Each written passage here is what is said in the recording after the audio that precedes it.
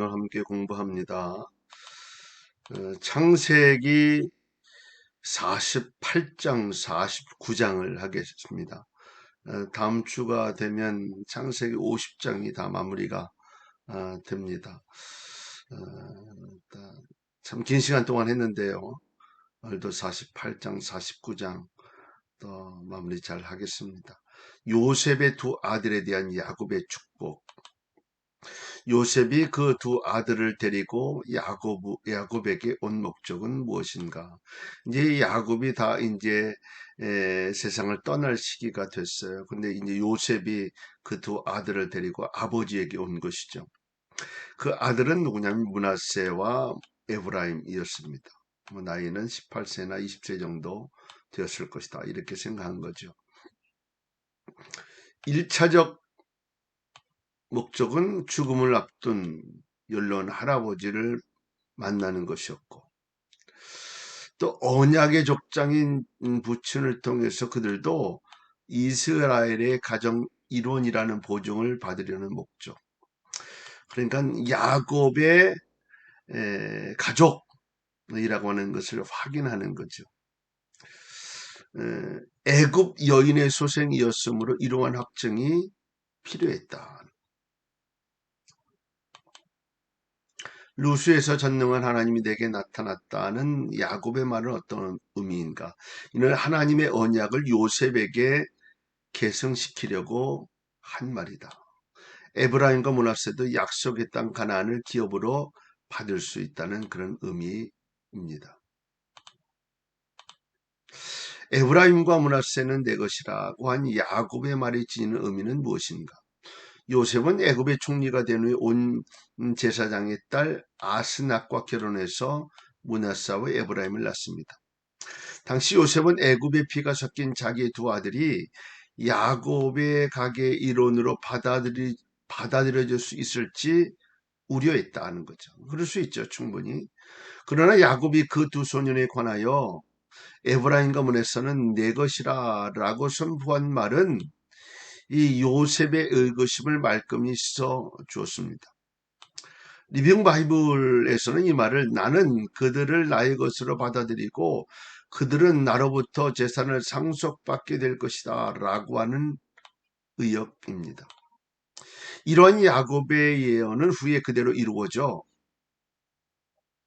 에브라임과 므낫세는 야곱의 친아들들과 같이 취급이 되었고 각기 한 지파로 인정을 받게 되어졌고 가나안 땅의 분할도 동참하게 되어집니다. 이스라엘이 이 두 손자에게 입을 맞춘 사실은 어떤 의미를 지니는가? 이스라엘은 야곱을 이야기하는 거죠. 이 맞춤은 단순한 부성의 표현 이상의 뜻을 지닌다. 즉 여기에는 하나님의 축복을 받는 자에 대한 존경과 사랑의 감정이 내포되어 있다. 전에 이삭이 야곱에게 축복하기 전에 입을 맞추고 그의 몸 냄새를 맡았는데 이것도 같은 의미를 지니고 있다. 요셉은 그의 두 아들을 어떻게 야곱에게로 인도하였는가? 그는 장자 므낫세로 야곱의 오른손 쪽에 에브라임을 왼손 쪽에 각각 위치하도록 두 아들을 야곱에게로 인도합니다. 이 히브리인들에게는 오른손은 특별한 의미가 있다. 능력을 상징하고요. 또한 축복받을 자들의 공동체가 위치하는 방향을 의미하기도 합니다. 그 밖에도 오른손은 그의 백성을 구원하시는 하나님의 능력, 또 창조의 권능을 표현하는 데도 사용이 됩니다. 그러므로 요셉은 히브리인들에게 있어서 이와 같이 큰 의미를 지니는 오른손의 축복을 장자인 누구에게? 므낫세에게 돌려주고 싶었다. 부모들이 장자에 대한 마음들이 좀 강하죠. 요셉도 아마 그런 마음이 있었던 것 같아요. 이스라엘 두 손자에게 축복한 내용을 말하라. 요셉은 두 아들 므낫세는 장자이고 에브라임은 차자이다. 요셉은 야곱의 오른손을 장자인 므낫세의 머리 위에, 왼손을 에브라임 머리 위에 놓았으나 야곱은 손을 바꾸어 놓습니다. 오른손을 므낫세에 또 왼손을 에브라임에 넣은 것이죠. 그런데 이것을 누가? 야곱이 바꾸는 거예요.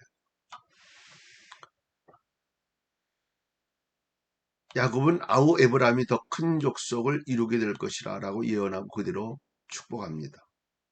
결국 야곱은 므낫세보다 에브라임에게 더 많은 언약의 축복을 합니다. 이건 뭐 자기에게도 있었던 일이죠.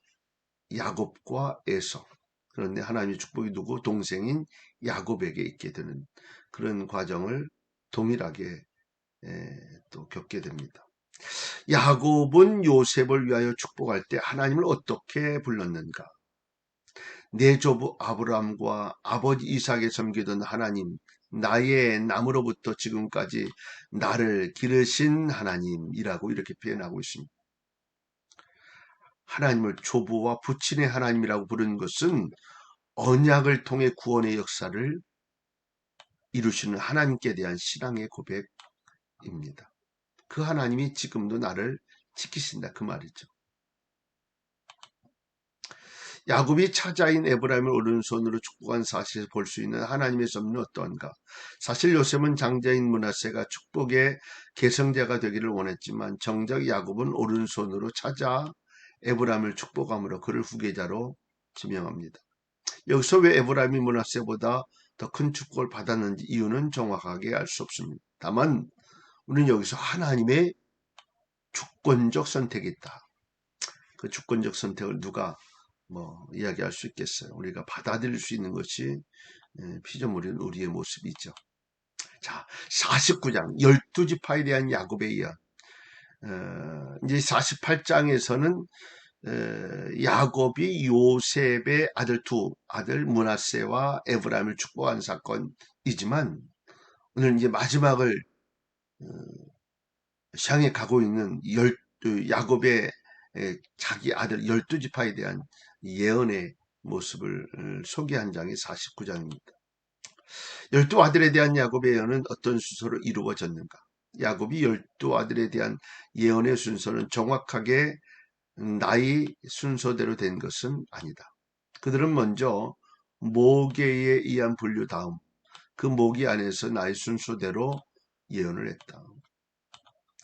3절에 오전 레아의 6아들에 대하여 16절에서 21절은 야곱의 두 첩 빌하와 실바의 아들에 대하여 17절 22절 27절은 라헬의 두 아들에 대하여 예언합니다. 그러니까 라헬은 제일 사랑했는데 마지막에 두 아들을 축복하게 되는 것이죠. 루벤에 대한 야곱의 예언은 무엇인가? 루벤은 야곱의 장남으로 장자가 될 수 있는 많은 특권을 가지고 있었다. 그러나 그 아버지의 첩 비라와 통관하는 범죄를 저질렀기 때문에 장자의 특권을 상실했다. 그러니까 비라는 그러니까 어떻게 보면 어머니잖아요. 첩이긴 하지만 그런데 그를 통관했어요. 그래서 그는 아버지 야곱으로부터 탁월치 못하다는 예언을 받습니다. 후에 르벤의 후손인 나단과 아비람은 모세의 권위에 대하여 반란을 일으키기도 했죠. 결국 르벤이 가져야 할 장자권적 주도권은 유다에게로 옮겨졌어요. 유다. 그 중간에 둘이 있죠. 시므온과 레위가 있는데 그도 역시 잘못을 하면서 이 르벤에서 누구에게로? 유다에게로 장자권이 가게 됩니다. 장자가 상속받아야 할 상속의 축복은 요셉이 대신 받게 되어지고 시몬과 레위가 받은 예언은 무엇인가? 시몬과 레위는 동일한 부모의 피를 받은 형제이며 그들의 행동 양식도 비슷합니다. 이들은 동생 디나의 사건 때문에 세계민들을 대량 확살하고 약탈하는 일에 앞장섰다. 잔인성이 있었다는 거죠. 이들이 받은 예언은 야곱의 족속 중에서 흩어지는 저주였다. 이 예언대로 시몬 지파의 수는 가장 적었으며 레위 지파는 전국에 흩어져 살게 되어집니다. 레위 지파는 제사장 지파인데 각 지파의 흩어져 살아야 했던 것이죠. 시몬과 레위에 대한 예언 가운데 그들의 잔인성이 지적되었다. 잔인한 자가 겪게 되는 삶의 형태를 말하라. 시몬과 레위는 세겜인의 학살 사건의 주동자였다. 그들은 누이 디나의 원수를 갚기 위해 거짓말을 했을 뿐만 아니라 많은 사람을 죽였다. 이와 같은 행위는 정당화될 수 없다. 그들의 과도한 복수는 인명을 경시하는 것이며 마음속에 있는 잔인성을 표출한 것이다. 그들의 행위는 아버지 야곱을 근심케 했다. 야곱은 죽기 전에 행한 마지막 예언에도 이 사건을 회상하며 그들에게 임할 진노를 강조하게 됩니다. 유다가 받은 예언은 무엇인가?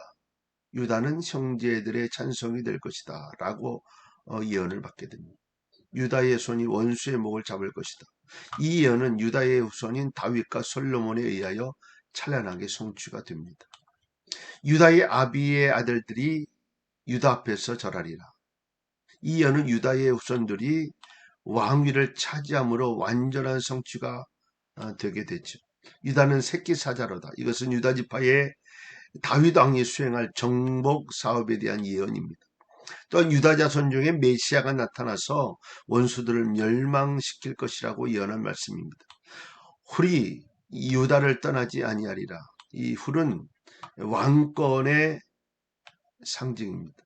이 예언대로 유다의 후손인 다윗은 이스라엘의 각 지파를 모아서 하나의 통일된 나라로 만들었으며 견고한 왕권을 확립했으며 후손에게 왕권을 계승시켰다.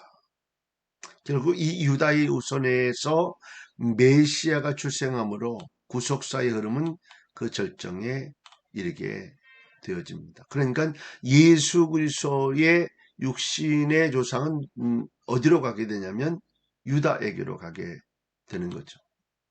스불론에 대한 야곱의 예언은 무엇인가? 해변에 살게 될 것이다. 이 예언대로 스불론 지파는 후에 지중해와 갈릴리 바다의 사이에 거주하게 되어집니다. 이사갈에 대한 예언은 무엇인가? 이사갈은 건장한 나귀로 비유되어지는데 후에 이사갈 지파는 일하는 나귀처럼 농사 짓는 일에만 전념을 하게 됩니다. 또한 그들은 주로 육체적 노동과 납세의 의무에 시달리며 피지배 계층에 머물게 되어집니다. 단에 대한 예언은 무엇인가? 단은 이스라엘의 한 지파 같이 그 백성을 심판하리로다. 이 예언은 후에 삼손에 의해서 성취되었는데 삼손은 20년 동안 이스라엘의 사사로 지내게 되고 블레셋을 격퇴시켜서 백성들의 안전을 도모하죠. 또한 단은 길의 뱀이요 첩경의 독사리로다. 이 예언의 해석은 단지파가 남들을 해칠 것으로 보기도 하며 또한 계속 7장에 근거하여 적그리스도가 이 지파에서 나오게 될 것을 말하기도 한다.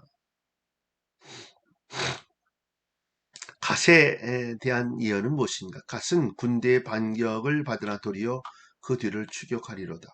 이 예언에서 갓의 지파의 용감성이 드러난다. 그들은 유단 동편에 살며 여러 차례 동방족 속의 침략을 받았지만 성공적으로 격퇴를 시키게 되어집니다.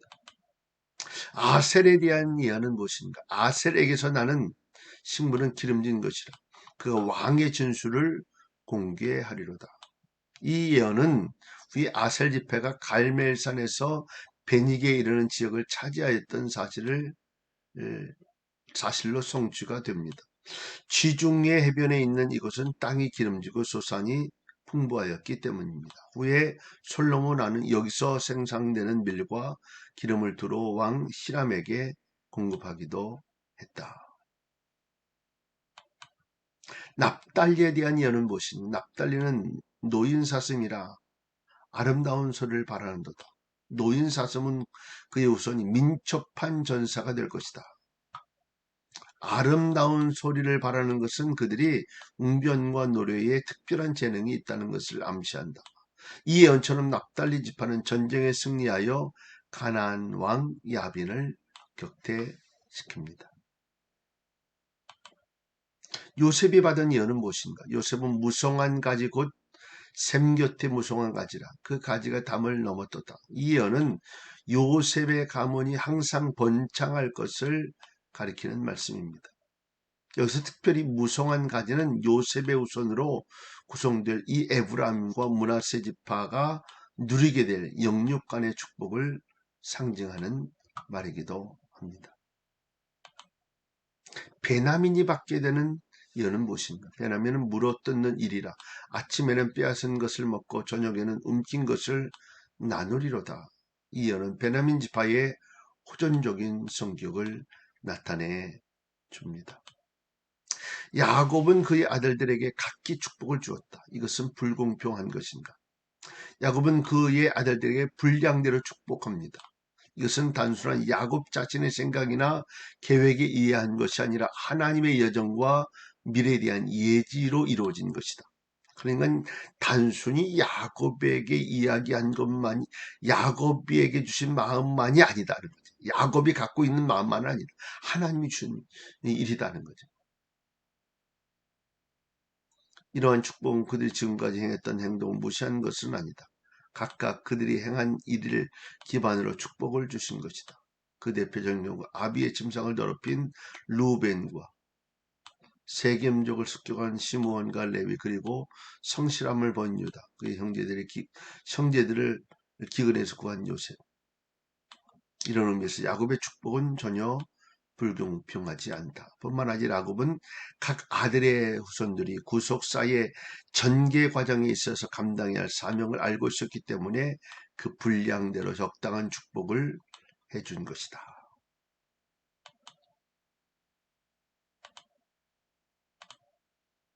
야곱은 자신의 시체를 어디에 묻어달라고 부탁했습니까? 햇사람에게서 산 마트에 있는 막벨라굴, 우리가 많이 들었던 얘기죠. 막벨라굴에 자신을 묻어달라고 부탁을 합니다. 이곳에는 아브라함과 사라, 이삭과 리브가, 그리고 야곱의 아내 레아가 묻혀 있었다. 야곱은 하나님과 동행하면서 언약을 성취시켰던 열조들과 그 가족들처럼 자신도 그곳에 묻히기를 원했다. 이것은 여호와를 향한 그의 신앙심에서 비롯된 것이다. 여기까지 공부를 합니다. 이제 다음 주에는 마지막 창세기 50장을 공부하게 됩니다. 또 승리하는 한 날 되실 수 있기를 바랍니다.